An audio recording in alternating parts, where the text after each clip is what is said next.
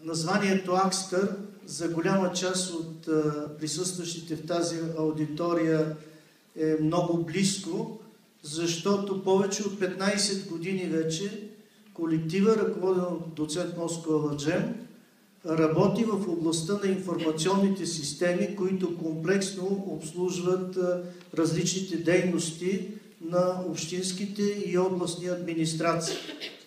Сега вече те преминават на ниво облачни услуги и инженер Александър Петков ще ни поднесе информация за последните разработки на колектива. Добър ден на всички! Честит празник на дамите от мен! Тук съм и днес ще ви представя нашата нова инициатива от тази година Акстър облачни услуги.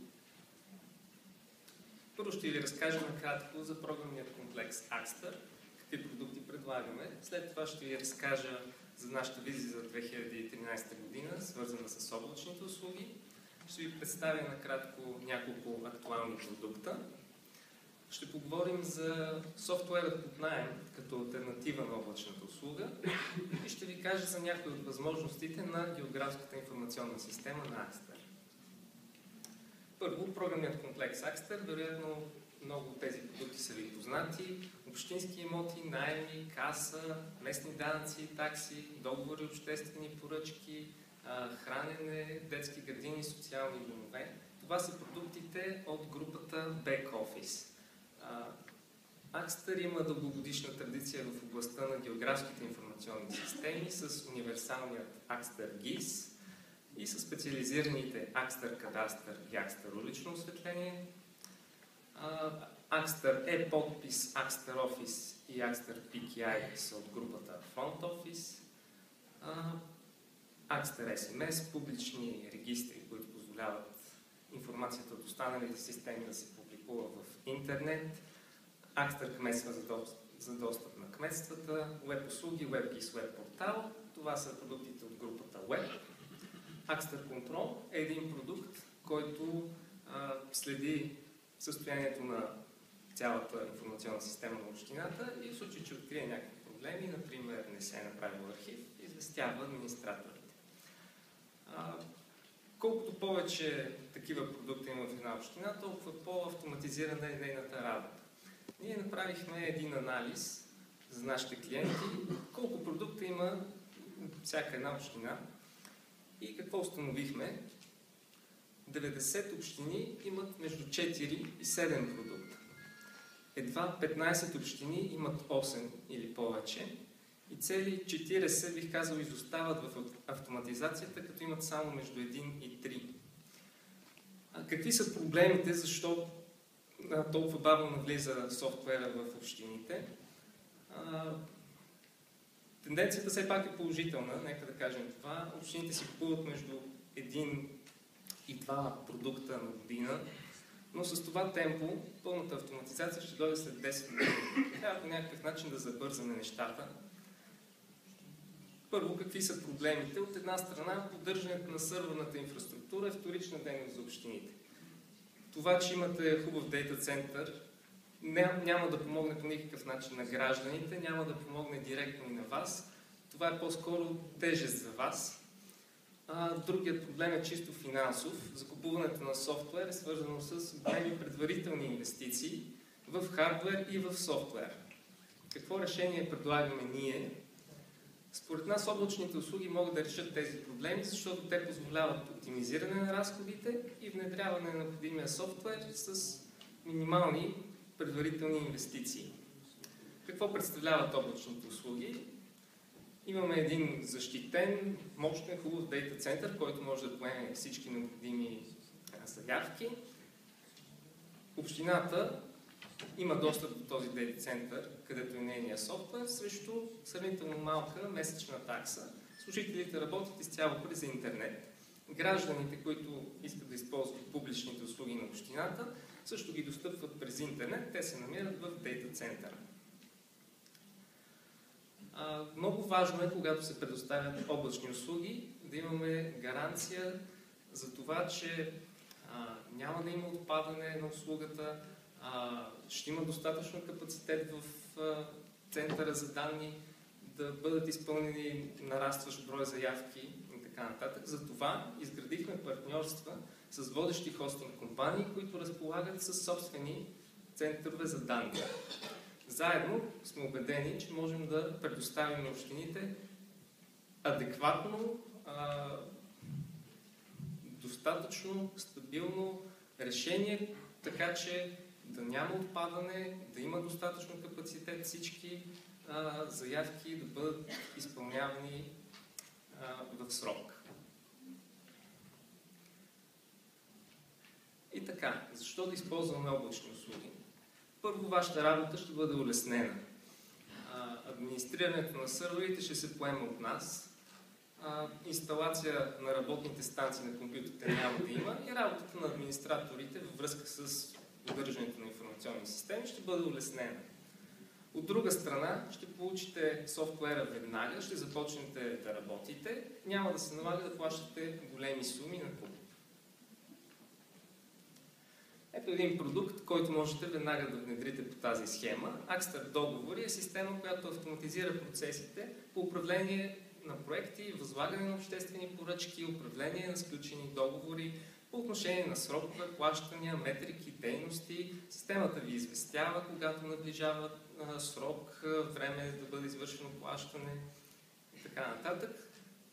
Сигнализира ви за проблемни договори на ранен етап, поддържа се една хубава история на отношенията с контрагентите, така че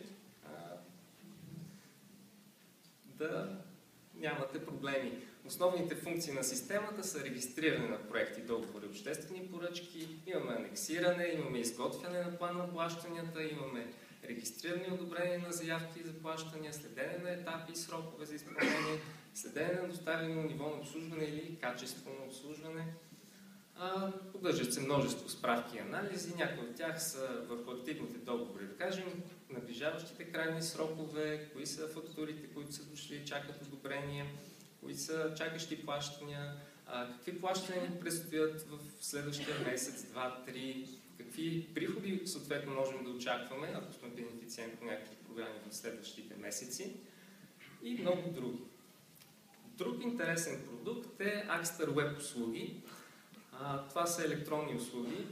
Гражданите могат през интернет, през нашия портал да заявят електронна услуга. Това може да стане с универсален електронен подпис, но може да стане и без универсален подпис, ако човекът вече е ходил поне веднъж в общината и е получил съответен ключ. Плащането става също по електронен път. Подадените заявки се регистрират в документооборотната система на общината и се обработват по технологична карта, по технологична верига, по същия начин, както се обработват и заявките, които са подадени на гише. Имаме изградени 100 електронни услуги. Достъпни са за всеки район. Гражданите получават информация за начина, по който протича обработката на тяхната електронна услуга, до какъв етап е стигнала. Накрая получават и електронните оригинали с произведените документи, също в електронен вариант, като имат възможност да отидат и в общината да получат хартиени, ако желаят. Axtar Control е система, която следи здравето на останалите информационни системи. Какъв е принципът на работа? Определен тип данни се извличат от сървърите, изпращат се към един централизиран сървър, където се анализират автоматично. Когато определени параметри излязат извън допустими граници, съответно администратор получава известие, може да е по електронна поща, може да е по СМС, ако е нещо спешно.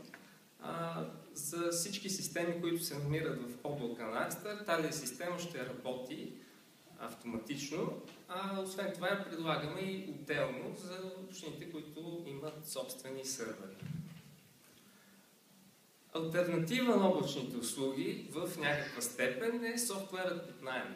Каква е разликата? Програмите и базите данни остават в общината. Тоест тук инвестицията за хардвер все пак остава. Каква обаче е приликата? Приликата е, че вместо голяма сума в началото за закупуване на софтуера, предлагаме възможност да бъде закупен месечен лиценз. Т.е. с сравнително малки месечни вноски, без голяма инвестиция в началото, можете да внедрите софтуера в вашата община. Групата GIS-Office, това е продукт, който е подходящ за такъв тип лицензиране, дава възможност да бъде изграден цифров модел на пространствените данни в общината. Пространствените данни в общината са много. Те са разделени на слоеве. Във всеки слой има определен тип графични и текстови данни. Например, имаме сгради, кадастър, регулация, релеф, много други слоеве, например улично осветление, градски транспорт, пътна инфраструктура. Всеки потребител получава права съгласно ролята, която той изпълнява. Например, определени хора имат право да актуализират цифровия модел, други могат само да издават скици, трети могат да правят обобщени справки, баланси, отчети. Всички данни в AxterGIS могат да бъдат публикувани в интернет. Освен графичните данни се публикуват и набор от текстови данни, които са публични. Не е нужно всички данни да са публични, може само част да излязат в интернет. Има възможност да щракнем върху обект, който ни интересува и да видим текстовите данни за него, например, отдаден ли е общинския имот под наем, така нататък. Освен това, можем и да търсим по текстовите данни и да намерим кой имот, например, отговаря на нашия критерий. И AxterGIS има и една такава възможност за управление и наблюдение и контрол. Например, можем да управляваме уличното осветление, дистанционно да включваме и изключваме лампи, можем да наблюдаваме състоянието на уличното осветление, можем да събираме статистики за консумация и други интересни параметри. Това всъщност е един контролен модул на GIS-системата, който дава възможност да направим едно електронно табло за управление. Това беше моята презентация, даже като гледам доста кратка стана, но можем да продължим с въпроси след като приключим тук. Благодаря ви.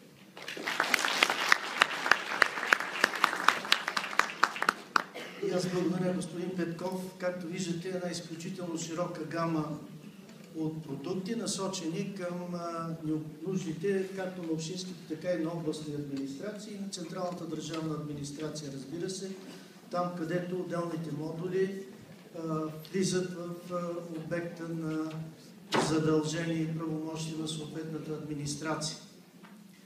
Но така или иначе той постави началото на въпроса за облачните услуги. Очевидно от тук нататък все по-често ще си задаваме въпроса дали да използваме именно облачни услуги, кога и как да го правим, кога това е по-добрия вариант. В това направление и презентацията на господин Найден Неделчев, менеджер услуги по управление на